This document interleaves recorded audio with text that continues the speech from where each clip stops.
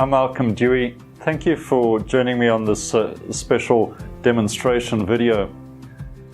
In this lesson, I'm going to be working on a subject that's particularly special to me. It's an entrance to a forest that is situated in the Hogsback region of the Eastern Cape. This is a sort of typical scene, I suppose, of this area. There's lots of oak trees, there's a nice pathway, lots of nice sunlight filtering through the trees. A really special type of moment, one that I love to paint. I've been to this particular region often right through my life. On this occasion, it was an early morning scene, sun filtering through the oak trees, a perfect type of situation. So I took a few reference photos. I wasn't going to be there for too long, so I couldn't paint it in a plein air situation. So I took it back to the studio, and I've worked on this picture a few times.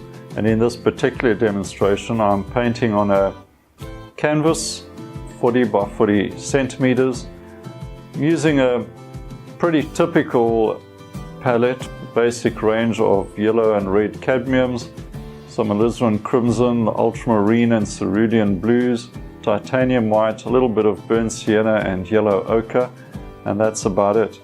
So quite a simple palette, and one that anyone can master with a bit of practice.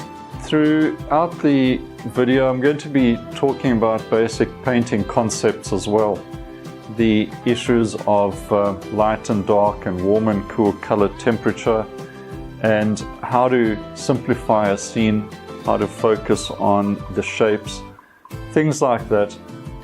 The basic concepts that every painting needs to be built around and structured. And of course, it's not all structure.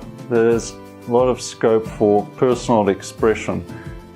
So I like to work in a sort of loose style. I call it a painterly style, leaning towards the impressionist kind of painting.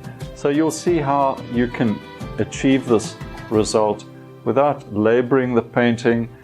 This one is painted in 2 or 3 sessions, but most of the work is done in the first session, and the second we're just refining the shapes, and the third is fairly short, where you get in the few punchy details and highlights here and there. I'm sure you're going to learn a few new things, a few tips and tricks, but it's all good, strong stuff that you'll be able to use throughout your painting, no matter what subject you're going to choose.